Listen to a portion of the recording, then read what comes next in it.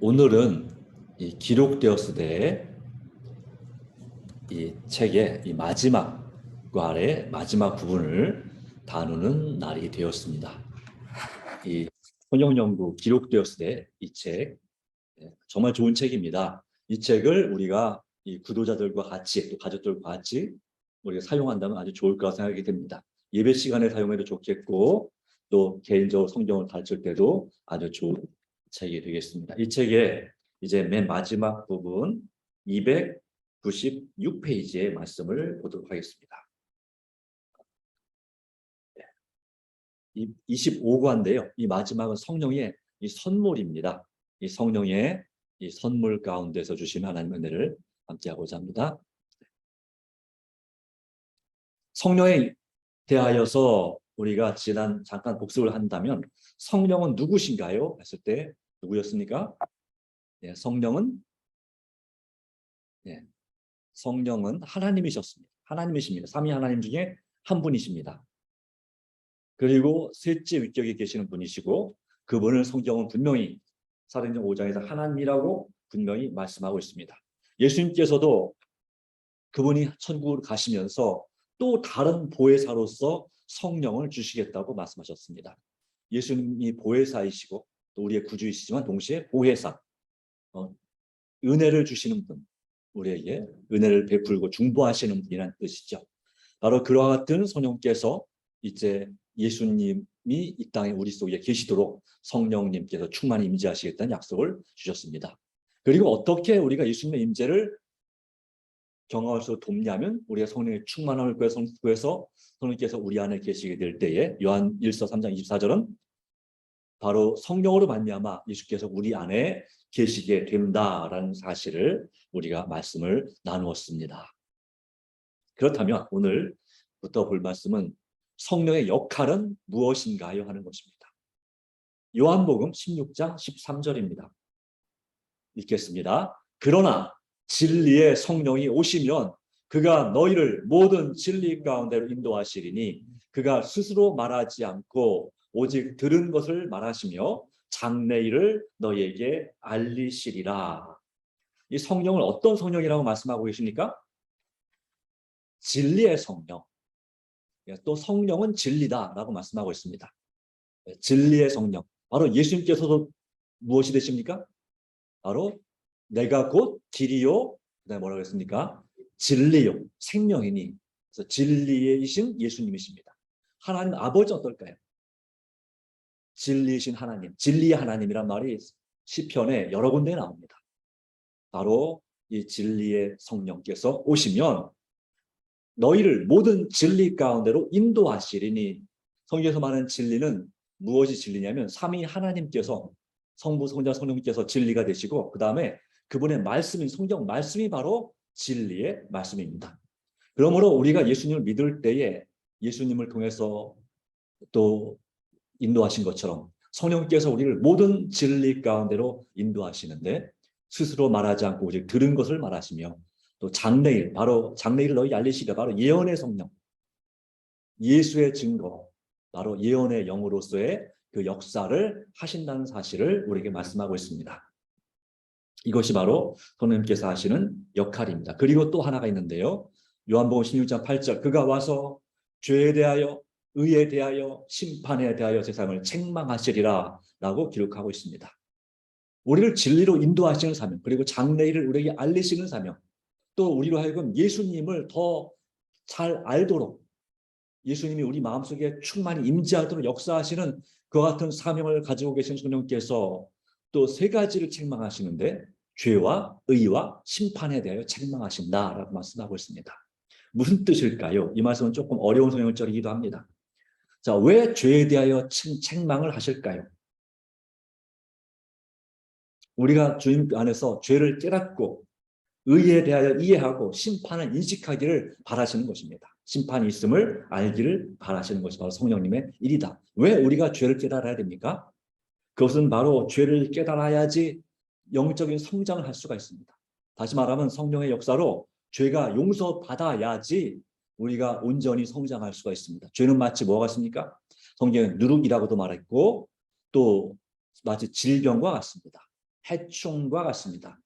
곡식이 자랄 때에 병에 걸리면 잘 자라지 못합니다. 사람도 마찬가지입니다. 어렸을 때 병에 걸리면 성장이 느릴 수밖에 없습니다. 그래서 이 병이 치유돼야지 이 가능하면 장애가 없이 성장할 수가 있는 것입니다. 마찬가지로 우리가 영적으로 성장하기 위해서 우리가 가장 치명적인 우리 그리스도인의 삶에 천국 가는 하나님의 자녀의 가장 치명적인 문제인 죄의 문제가 해결되어야 되는 것이죠. 그래서 우리가 죄를 깨닫도록 책망하십니다. 어떤 죄를 지었는지를 책망하시는 이유는 무엇이다? 죄를 깨닫고 회개하게 하십니다. 우리 양심에 호소하십니다. 그렇기 때문에 우리가 죄책감을 느끼는 것은 누구의 역사입니까? 성령님의 역사입니다. 성령님의 역사가 아니면 우리는 죄를 깨달을 수가 없습니다. 그리고 그 죄의 기준이 무엇입니까? 하나님의 율법, 하나님의 계명입니다. 다시 말해 도덕입니다. 이 도덕이라고 하는 것, 그리고 선과 악이 무엇인지를 분간하는 그것은 만약에 하나님이 계시지 않다면 선과 악 자체가 존재하지 않습니다. 그런데 하나님이란 신이 계시기 때문에 그 신의 말씀에 따르는 것이 선이고 말씀을 어기는 것이 악이 되는 것입니다. 그 하나님 말씀, 그것을 우리는 성경에서 율법이요 계명이라고 말합니다. 그 하나님의 계명을 어길 때 우리 사람의 양심은 가책을 받게 되어 있습니다. 하나님을 사랑하고 서로 사랑하는 그 사랑의 정신을 벗어나게 되면 우리의 이 전두엽에 본능적으로 우리가 뭔가 잘못했다는 것을 느끼게 되는 것이죠. 그것이 누구의 역사라고요? 성령님의 역사라고요. 그 다음에 의에 대하여 이해하게 하십니다. 자, 무엇이 의입니까? 바로 예수 믿음이 의입니다. 누가 의로우신 분이십니까?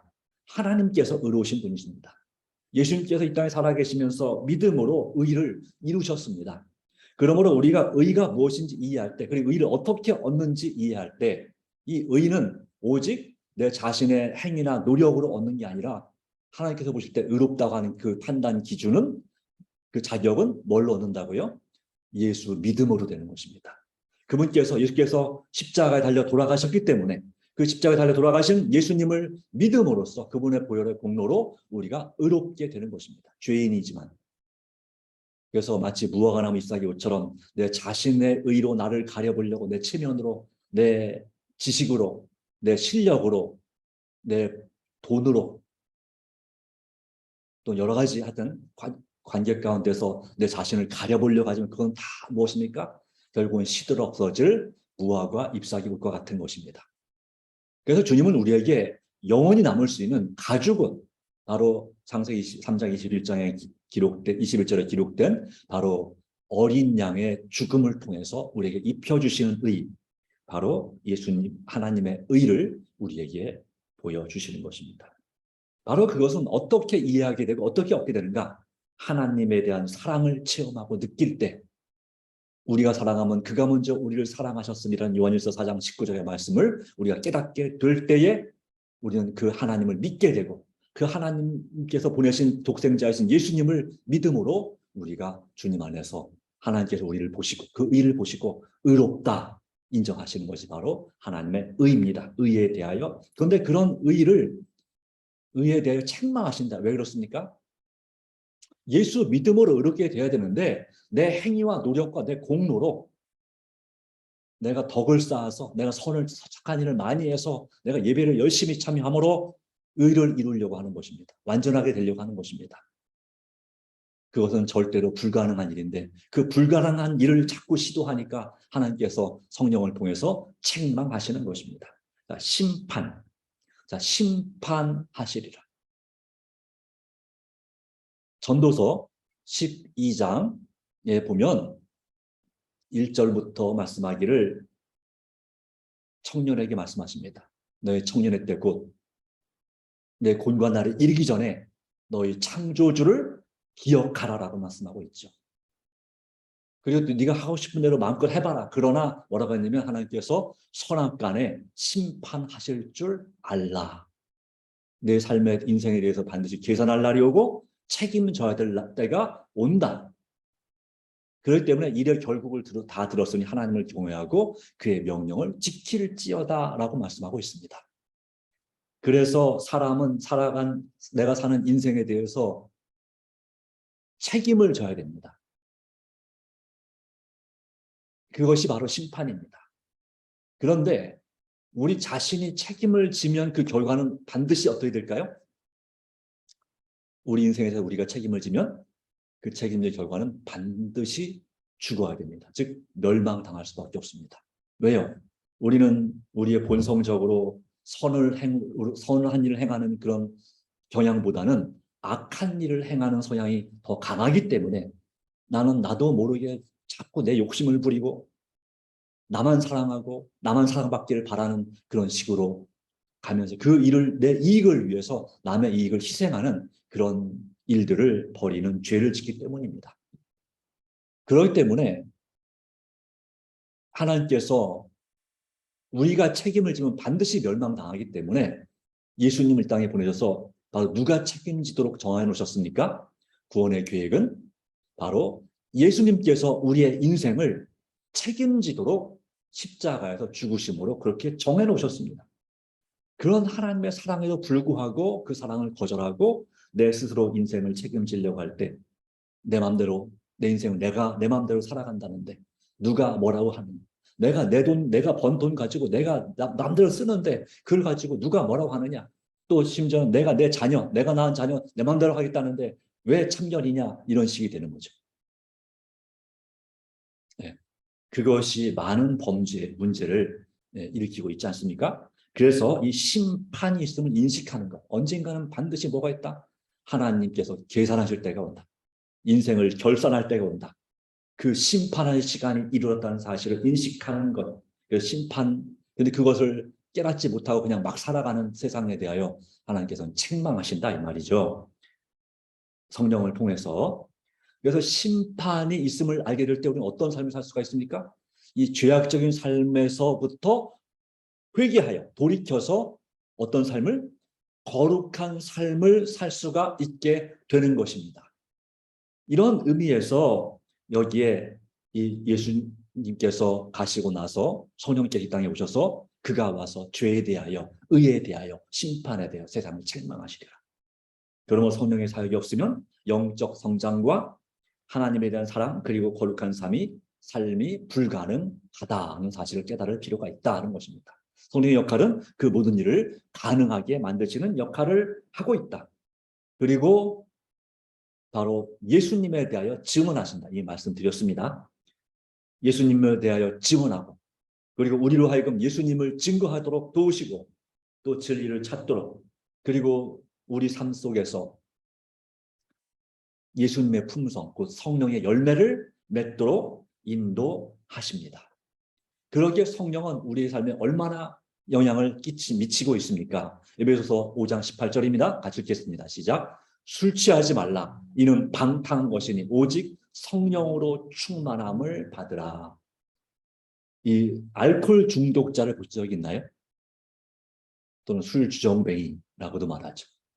내가 알코올 중독에 빠져본 경험이 있나요? 경험하신 분도 있을지 모르겠습니다. 자, 술에 취하면 제일 좋은 낙이 뭘까요?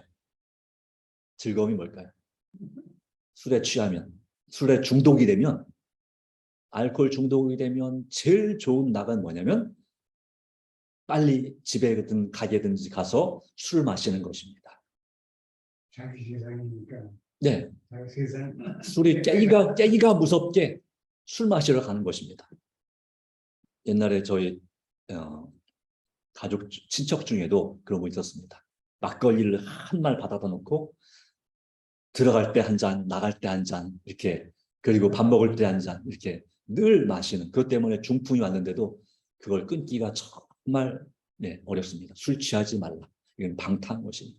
그래서 나중에 후회하시는 분이 참 많습니다. 술 취함으로 인한 결과로 인해서 우리 몸에 이 질병이 온 결과를 참 많이 후회합니다. 그러나 후회해도 그것이 개선이 되면 좋지만 회복되기가 참 어렵습니다. 그러나 포기하지 말 것은 내 몸은 날로 낡아지지만 내 속 사람은 어떻게 될 수 있다고요?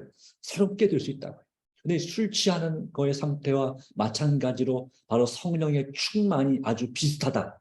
술 취하는 것은 이제 건강에 해로운 쪽으로 그렇게 우리의 인생을 지배한다면 이 성령 충만은 우리의 건강에 영적인 육적인 건강 이로운 쪽으로 우리의 인생을 지배하는 것입니다. 그래서 성령 충만한 삶이 될 때 모든 것이 즐겁고 행복하고 정말 말 그대로 범사에 감사하며 항상 선을 행하고 항상 기뻐하는 그 하나님의 뜻, 바로 음란을 버리고 거룩한 삶을 사는 그 일이 가능하게 된다고 하는 것입니다. 성령 충만. 그러면 성령 충만은 얼마나 자주 충만해야 될까요? 술을 좋아하시는 분들이 얼마나 자주 술을 마시나요? 예. 담배 피시는 분들이 얼마나 자주 담배를 피시는지 아시나요? 담배 중독에 빠지신 분들이. 예. 이 담배의 그 유효 시간이 있답니다. 그 담배 한 가지의 그 효능이 얼마를 가냐면 40분에서 50분 정도 간다고 합니다. 그러니까 그 정도 지나면 니코틴의 그 함량이 이제 정상보다 정상은 없겠지만 어쨌든 사람을 기분 좋게 하는 그 수준이 떨어집니다. 그러면 담배 생각이 간절히 납니다. 그러면 1시간에 멀다 하고 담배를 피우니까 하루에 얼마나 피웁니까? 한 갑 또는 어떤 사람은 두 갑씩 피는 이유가 그래서 그렇습니다. 그 담배가 없으면 막 온몸이 떨리고 아주 막 죽으려고 합니다. 진짜. 한번 군대에 있을 때 부대에서 갑자기 어떤 이유로 담배가 와야 되는데 안 왔어요. 일주일 전 늦게 담배가 왔어. 그랬더니 이 선임병들이 담배 때문에 막 죽으려고 그러는 거예요. 담배를 이 금단 영상이 와가지고 막 길에 혹시 연병장에 또 화장실 담배꽁초 떨어진 게 없나? 옛날에는 쳐다보지 않고 갔다가 그걸 찾아가지고 어떻게든 맛이라도 보려고 냄새라도 맡으려고 하는 것을 참 안 돼 보였습니다. 제 기억에. 그 본인도 얘기합니다. 야, 참 내가 인간이 이거 인간이 할 짓이 아니다. 그러면서 이렇게 그 담배 피시는 그 선임병도 얘기하더라고요. 내가 이렇게 인간이 불쌍해졌냐 말이야. 이렇게 하면서 그렇습니다. 그래서 이 사람들은 1시간마다 또는 뭐 몇 시간마다 이 담배를 찾습니다. 커피 중독에 빠진 분도 마찬가지입니다. 커피를 너무너무 좋아하시는 분들은 이 커피의 이 효과, 카페인 효과가 떨어지는 것을 못 견딥니다. 그래서 계속해서 커피를 계속해서 마시는 이유가 있죠. 그러나 여러분, 이 커피를 권장량 이상으로 마시면 여러분 몸에 수분이 부족해지고 보통 이제 여러분 커피를 드시는 많은 이유가 맛있기 때문이고 또 하나는 뭐냐면 매스컴에서 좋다고 하니까 마시기도 합니다. 그런데 성경 말씀은 아니지만 이 건강 기별에는 커피를 아예 입에도 대지 말라고 말하고 있습니다. 가능하면 여러분들이 아예 안 마시는 게 좋습니다. 그런데 어쩔 수 없이 마신다면 권장량 이상을 넘어가지 마십시오. 그러나 하나님의 권면은 우리 건강을 위해서 커피도 끊으라고 하는 것입니다. 모든 카페인 음료를 끊으라고 하는 것이 커피뿐만 아니라 하여튼 그렇습니다. 그래서 그것을 중심으로 이 삶에 물론 내가 매일 하는 일이 있지만 다 그 커피, 술, 담배 이런 쪽에 매여서 그것이 없이는 살 수가 없는 그런 삶을 살아갑니다. 그리고 1시간마다 2시간마다 그것을 내가 취해야 되는 거죠. 그런데 성령 충만, 오직 성령으로 충만을 받으라. 이것은 어떨까요? 성령의 충만도 이와 비슷합니다. 예. 우리가 이 성령 충만함이 없이는 하루도 못 사는 사람이 되어야 됩니다. 그런데 우리가 아직 성령의 중독이 안 돼서, 중독이란 말 좀 여기 쓰기 좀 그렇지만, 자, 네. 성령의 충만함이 되지 않아서 우리가 하루 성령 충만하지 않아도 별로 성령님의 필요를 못 느낍니다. 그렇지 않습니까? 커피는 하루만 안 마셔도 막 미칠 것 같은데 막 머리 아프고 막 그런데 이 성령 충만은 하루 충만 안 돼도 그냥 괜찮은 경우가 참 많이 있습니다. 근데 마치 술 취하는 것처럼 그 반대로 술 취하지 말고 그 대신에 오직 성령으로 충만함을 받으라. 날마다 순간마다 우리가 성령의 충만함을 구한다면 죄를 지을 수가 없습니다. 그렇겠죠. 그렇죠? 우리 마음이 성령님을 통해서 예수님에 대한 생각으로 가득하다면 어떻게 우리를 그토록 사랑하신 하나님 앞에 죄를 지을 수 있겠습니까? 요셉이 고백한 것처럼 내가 어찌 하나님과 사람 앞에 이 큰 악을 행하여 득죄하리 죄를 짓겠습니까? 한 것처럼 요셉은 정말 성령으로 충만한 사람이었습니다. 거기 기록상에 성령 충만이라는 말 나오지 않지만 그의 우선순위는 오로지 하나님께 영광이었습니다. 그리고 그의 삶에 살아가는 그 원리, 원동력, 능력은 오직 누구로부터입니까? 하나님을 경외하는데 그가 그 원동력을, 삶의 활력소를 얻었던 것입니다. 그 결과 그는 하나님 성령의 감동을 받은 애굽의 바로 왕으로부터 이제 총리 대신의 영광을 얻게 되죠. 그리고 그의 온 집안 식구를 구원하는 놀라운 역사를 이룹니다. 성령 충만함, 비록 우리가 아직은 완전 충만하지 않을지라도 매 순간순간마다 할 수 있는 한 우리가 자꾸 이 부분에 대해서 집중하고 성령의 충만한 은혜를, 성령의 소낙비를 구하는 그런 삶이 되기를 간절히 바랍니다. 예, 그렇게 돼서 마침내 죄가 떠나고 죄를 짓고 싶은 생각이 전혀 들지 않을 만큼 그렇게 완전하고 흠없이 점없이 될 때, 그때 우리가 예수님의 재림을 맞이하게 되겠죠. 이것은 다 어떻게 되는 것입니까? 우리 노력으로 되는 것이 아닙니다. 그럼 어떻게 되는 걸까요? 그게 안 돼요. 네. 내가 자꾸 보니까 예, 술 끊는 거 우리 노력으로 안 되는 거나 마찬가지입니다. 반대로 이건 성령을 끊는 게 아니라 성령 충만해지는 것도 우리 노력으로 안 됩니다. 예. 바로 술을, 물론 어떤 사람은 술을 단번에 끊는 사람도 있습니다. 그러나 어떤 분은 죽어도 못 끊는 분이 있습니다. 그렇게 끊으라고 그 형이 그 동생에게 너 그거 안 끊으면 죽어. 그러니까 제발 좀 끊으라고 눈물로 호소하고 막 때로는 화를 내면서 꾸짖고 할지라도 그것을 끊지 못하는 경우를 봅니다. 그만큼 이 술은, 사탄이 만든 이 술은 사람의 그 의지를 꽉 붙잡아서 놓아주지 않기 때문에. 비결은 뭡니까? 하나님께서 술 맛을 잃어버리게 해달라고 기도하는 것입니다. 하나님께 기도하는 것입니다. 하나님, 제 삶의 이 술 맛을, 담배 맛을, 커피 맛을 잊어버리게 해주십시오. 그것이 싫어지게 해주십시오. 그래서 정말 성령님의 역사로 되지 않으면 불가능합니다. 성령 충만도 마찬가지입니다. 이것은 오직 믿음으로 되는 것입니다. 내 자신의 능력을 불신하고 하나님의 능력을 의지하는 삶, 예수님처럼 새벽마다 또 저녁마다 하나님의 충만함을 구하는 삶. 참 이게 머리로 알겠습니다. 이 말씀을 저는 저도 머리로 알겠습니다. 그런데 이것이 정말 체험적으로 우리 삶에서 진짜 맞다. 진짜 그렇다는 걸 내 삶으로 체험하고 증명하고 마치 다윗 왕처럼 정말 하나님의 말씀이 없이는 하루도 한 시간도 살 수 없을 만큼 그렇게 하나님을 사모하는 마음이 되면 얼마나 좋을까요? 그때 이 율법책을 입에서 떠나지 말게 하라 하는 여호수아 1장 8절의 말씀처럼 그때 내 모든 길이 형통하게 될 것이다 라고 말씀했습니다. 내 길이 평탄하게 될 것이다. 모든 문제가 해결된다고 말씀하고 있습니다. 이처럼 성령께서는 우리 삶에 강력한 영향을 미칠 수가 있습니다. 그런데 우리가 성령의 충만함을 구하지 않아서 성령은 지금 우리에게 아주 조금밖에 영향을 못 미칩니다. 몇 퍼센트나 여러분 충만하신가요? 성령 충만 몇 퍼센트? 1%. 자, 5% 어떻습니까? 10% 충만하십니까? 10%. 30%, 30%, 50%, 100%. 예. 자, 그러면 정말 좋겠죠. 우리는 어쩌면 이렇게 막 1% 아니면 5% 성령 충만으로 그냥 그것만으로도 은혜 받고 이 정도면 되지 뭐 이러고 살고 있는지도 모르겠습니다. 근데 하나님께서는 우리에게 몇 퍼센트 충만케 하시기 원하십니까? 100% 내 삶 전부를, 나의 의지와 나의 모든 영향력을 온전히 하나님께 굴복하고 정말 성령의 사람, 그렇게 되기를 간절히 바라시는 것입니다. 성령 충만한 사람, 기도의 사람, 말씀의 사람, 말 그대로 하나님의 사람이 되기를 간절히 원하시는 것입니다. 그것이 바로 성령으로 충만을 받으라.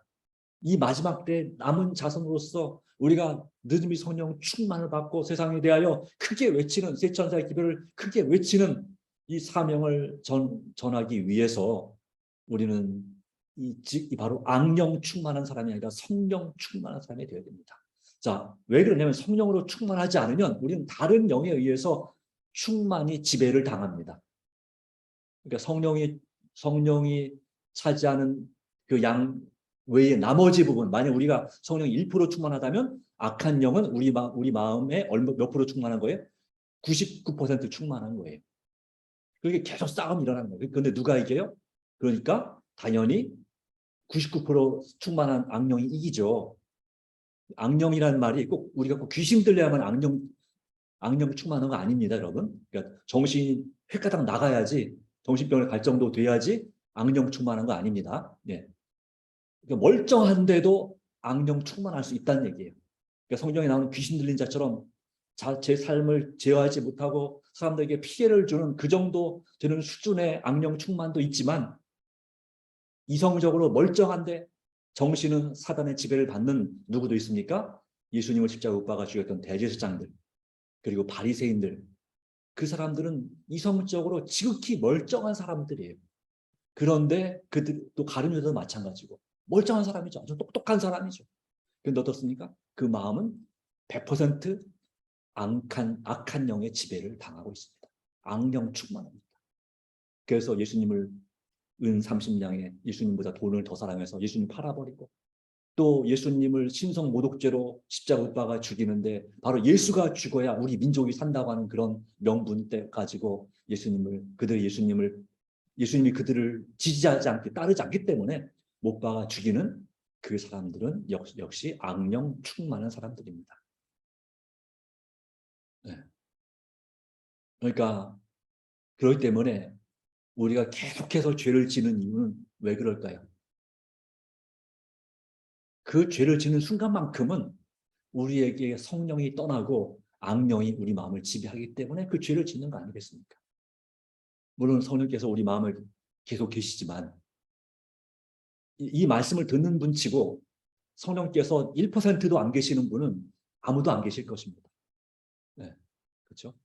성령께서는 뭐 이렇게 퍼센트로 계시는 분은 원래 아닙니다. 계시든지 안 계시든지인데, 이제 우리 삶의 주도권을 성령님께 내가 몇 퍼센트 드렸느냐, 이걸 얘기하는 것입니다. 그러니까 성령은 도구가 아니기 때문에, 인격적인 분이기 때문에 그냥 우리 집에 계시든지 안 계시든지, 근데 계시긴 계시는데 힘을 못 쓰도록 삶의 주도권을 내가 주님께 드리지 않았다. 그것이 몇 퍼센트 충만하냐, 이런 얘기로 지금 말씀드린 거니까 오해하지 않았으면 좋겠습니다. 아시겠죠? 내 삶의 주도권을 내가 쥐고 있기 때문에 우리는 자꾸 그 순간, 그 사단의 유혹과 시험이 오는 순간 죄를 짓게 되는 것입니다. 그러나 내 삶의 주도권을 100% 온전히 성령님께 맡긴다면 그 순간 우리는 죄를 지을 수 있을까요? 죄를 짓고 싶어도 지을 생각조차 안 들 것입니다. 동의하십니까? 믿으십니까? 별로 안 믿어지십니까? 네, 이것은 마치 수학과 같은 원리입니다. 예, 과학입니다. 수학이고 과학입니다. 그렇죠. 같은 영적인 원리가 여기에 작동하고 있는 것입니다. 그러기에 우리가 누구의 충만함을 받을 것인가? 누구의 지배를 받을 것인가? 사도행전 1장 5절은 요한은 물로 침례를 베풀었으나 너희는 몇 날이 못되어 성령으로 침례를 받으리라 하셨느니라 라고 말씀하고 있습니다.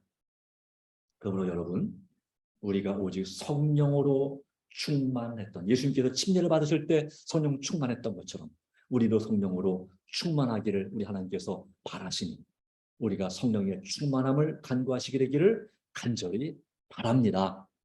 예, 오늘의 마지막 말씀 더 하고 싶지만 이게 다 하려니까 시간이 모자랄 것 같아요. 그래서 여기까지 받겠습니다. 7번까지만. 성령이 충만한 자의 삶에는 어떤 일이 일어나게 되나요? 자, 아주 유명한 말씀이죠. 웬만하면 다 아는 말씀입니다. 갈라디아서 5장 22절 23절 말씀 같이 읽겠습니다. 오직 성령의 열매는 사랑과 희락과 화평과 오래 참음과 자비와 양선과 충성과 온유와 절제니 이 같은 것을 금지할 법이 없느니라. 아멘. 이 중에 좀 어려운 단어 있나요? 네, 이게 좀 지금은 잘 안 쓰는 단어가 몇 개 있습니다. 사랑은 알죠. 사랑은 성령의 열매 중 제일 첫 번째, 그리고 가장 중요한 열매가 되겠습니다. 희락은 기쁨이란 뜻입니다. 지금 즐거움, 우리 마음에 즐거움을 주십니다. 기쁨. 화평은 보통 화평을 맞지 안 쓰죠. 평화라고 하죠. 평화. 내 마음에 참 평안이 임하는 것이 성령의 열매입니다. 평화. 평안하십니까? 히브리어로 샬롬. 네. 샬롬 아델페. 샬롬 형제들이여. 이렇게 형제들에게 평화가 있기를 이런 말 샬롬인데 이런 정말 세상에 줄 수 없는 예수님께 요한복음 14장 27절에 말씀했죠. 평안을 너에게 주노라. 이 평을 세상에 주는 것 같지 아니하니 나의 평안 바로 하나님께서 예수님만이 주시는 참 평안. 어떤 환난과 어려운 막 엄청 바쁘고 위기의 순간에도 마음이 흥분되거나 흔들리지 않고 두려움 없이 정말 평안한 평정심을 유지할 수 있는 그 평화를 주십니다. 그리고 그 평화를 가지고 다른 사람들을 화평케 하는 자가 되게 하시죠. 화평케 하는 자는 복이 있나니? 네, 그렇죠. 화평케 하는 자는 복이 있나니 그는 하나님의 아들이라 일컬어 받을 것이며 오래 참음, 인내. 이 아주 중요한 것이 또한 오래 참음입니다. 사랑은 오래 참고 그래죠. 오래 참은 사랑하기 때문에 오래 참을 수 있는 것입니다. 그렇죠? 사랑받고 있기 때문에 내가 견딜 수 있는 것입니다. 그렇죠? 누군가로부터 사랑받고 있기 때문에 내가 견딜 수 있습니다. 그 순간을, 위기를 극복할 수 있습니다. 또 그렇습니다. 이런 오래 참음, 인내, 자비는 사랑과 비슷한 건데 누군가를 불쌍히 여기는 마음, 이게 자비죠. 긍휼히 여기는 마음, 성경에 긍휼히 여기는 자는 복이 있나니 그렇죠? 그래서 긍휼히 여김을 받을 것이니 남에게 너그러운 마음, 덕을 베풀고 선을 베푸는 마음, 이런 너그러운 마음, 또 관용, 품어주는 마음, 이것이 바로 이제 온유와 함께 자비랑 관련이 있습니다. 대자대비라는 말을 들어보셨죠? 이거 어디 나오는 말이에요? 성경에 나오는 말은 아니고 불교에 나오는 용어입니다. 대자대비. 사랑 자자, 사랑 비자입니다. 사실은 이게 다 사랑이라는 뜻입니다. 그런데 이것은 정말 사랑에서 특별히 어른이 아이들을 사랑하는 그 마음, 그런 마음을 보여주는 것이고 또 부자가 가난한 사람들을 사랑하는 마음, 그 과부나 고아를 불쌍히 여기는 마음, 이것이 바로 자비라고 그러죠. 양선, 이것은 다른 말로 바꾸면 거꾸로 뒤집으면 선량이죠. 선량. 선을 좋아한다 이 말이죠. 착한 마음이 착하게 사는 걸 말합니다. 착한 사람. 누군가가 저에게 정말 착한 사람이다 말할 때 저는 굉장히 부담스럽습니다. 착하다는 소리를 많이 듣습니다. 그런데 착한 게 항상 좋은 건 아닙니다. 그러나 그렇기 때문에 이 착한 것을 좋아할지라도 분명히 불의에 대하여는 담대하게 불의를 지적할 줄 아는 그런 사람이 돼야 합니다. 어쨌든 이 선량한 사람, 선량함과 충성, 온유는 부드러운 마음이죠. 관용, 미덕입니다. 미덕이라고 했습니다. 절제, 생활의 절제, 마음의 절제, 음식물의 절제, 이 모든 것, 성격의 절제. 바로 이 같은 것을 금지할 법이 없느니라. 성령의 9가지 열매라고 말합니다. 사실은 9가지 열매라기보다는 하나의 열매에 성령의 열매가 하나입니다. 하나에 9가지 맛이 난다 생각하면 되겠어요. 열매가 하나인데 5가지 맛이 나는 그런 열매를 뭐라고 부르나요? 오미자 들어보셨죠? 오미자 들어보셨죠? 네. 그것처럼 이 사실 성령의 열매는 크게 보면 사랑이라는 열매입니다. 그 안에 뭐가 있어요? 5가지의 맛이, 아니 9가지의 특성이, 나머지 8가지가 포함된 특성이 여기에 있는 것입니다. 자, 이런 삶이 정말 이와 같은 성령 열매는 사실은 성령 열매인 동시에 예수님의 열매입니다. 예수님의 품성의 열매. 그런 열매를 맺도록 누가 역사하신다고요? 우리 성령 하나님께서 역사하신다는 사실입니다. 그래서 우리가 정말 주님 안에서 이 성령 충만한 사람이 되는 것, 그것이 바로 우리에게 참으로 중요한 것이다 라고 하는 것입니다. 우리 삶에 참된 기쁨과 은혜를 주시기를 간절히 바라고, 주님께서 우리 삶을 주장하셔서 오직 하나님께 영광 돌리는 삶, 그리고 사람을 행복하게 하는 그런 삶이 되기를 간절히 바랍니다. 더욱더 성령의 충만함을 구하는 하나님의 자녀들이 되길 바라면서 말씀을 드립니다. 하나님 아버지, 우리에게 주신 은혜를 인하여 진심으로 감사를 드립니다. 성령의 선물, 우리가 오직 성령으로 충만함을 받으라 말씀하고 있습니다. 술 취하지 말라 이는 방탕한 것이니 오직 성령으로 충만함을 받으라. 진리의 성령께서 우리 삶을 주장하시고 우리의 영적인 성장과 또한 하나님의 사랑을 깨닫고 또한 심판을 준비하는 거룩한 삶을 살도록 우리를 능히 도우시는 성령님의 역사가 우리 삶 가운데 충만히 임하기를 간절히 바랍니다. 매 순간마다 또 매일같이 우리가 기도와 말씀과 순종과 전도로 예수 그리스도를 믿는 믿음과 사랑에서 우러난 성령 충만한 삶을 살 수 있도록 도와주시기를 간절히 간구합니다. 오직 믿음으로 구하오니 주께서 친히 역사하시며 우리 삶을 주관하여 주시어서 악령 충만한 삶이 아니라 이제 성령님의 영향력이 내 삶을 지배하는 삶이 되도록 역사하여 주시옵소서. 예수님의 이름으로 간절히 기도드리옵나이다. 아멘.